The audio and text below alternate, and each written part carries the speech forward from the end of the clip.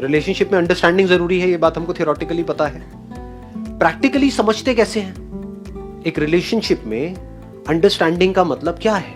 उसको समझाना, उसको समझना। हम यही नहीं करते हैं जब भी लड़ाई होती है, हम समझाने की कोशिश नहीं करते हैं, अपने पॉइंट को प्रूव करने की कोशिश नहीं करते हैं, अपने आप को सही दिखाने की कोशिश नहीं करते हैं। सामने वाला भी तो यही कर रहा है। तो अगर उसको हमने समझा तो क्या हम गलत प्रूव नहीं हो जाएंगे?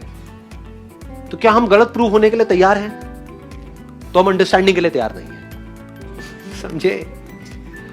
Understanding means rising above right and wrong, that is real understanding. जैसे कोई साइंटिस्ट है, किसी चीज को समझ रहा है तो उसको सही लगता है, किसी और को गलत लगता है, कोई थ्योरी है, तो अगर वो पहले से ही ये सोच करके उसको समझेगा कि मुझे जो लगता है वो सही है, तो क्या वो कुछ भी नया डिस्कवर कर पाएगा?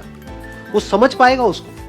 कब समझेगा? जब वो सही और गलत को छोड़ करके आराम से उसको देखे, यानी जो अपना पॉइंट ऑफ व्यू है, अपना जो ओपिनियन है, उसको छोड़ करके आराम से उस सिचुएशन को समझे, रियलिटी को समझे, एक्चुअल में जो हो रहा है उसको समझे।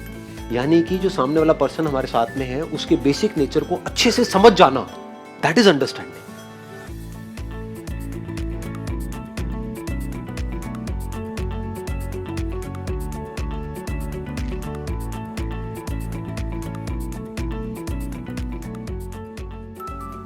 उसके नेचर को अगर हम अच्छे से समझ जाएं कि अगर ये किया तो वहां से सामने से रिएक्शन आएगा ही आएगा, तो उस अंडरस्टैंडिंग के बेस पे आपने क्या कॉल लिया? ये क्यों उंगली करनी है बेकार में? ना? अगर इतनी सी बात हमको समझ आ जाए तो क्या हमारी रिलेशनशिप अच्छी हो सकती है? नहीं हो सकती है? हो सकता है। ये हम कब समझ सकते हैं? जब हम खुद को भी पूरी तरह से समझ जाए कि हम एक्चुअल में क्या हैं। अगर ये हम समझ सकते हैं तो ये समझने में हमको देर नहीं लगेगी कि हम में और उनमें कोई फर्क ही नहीं है।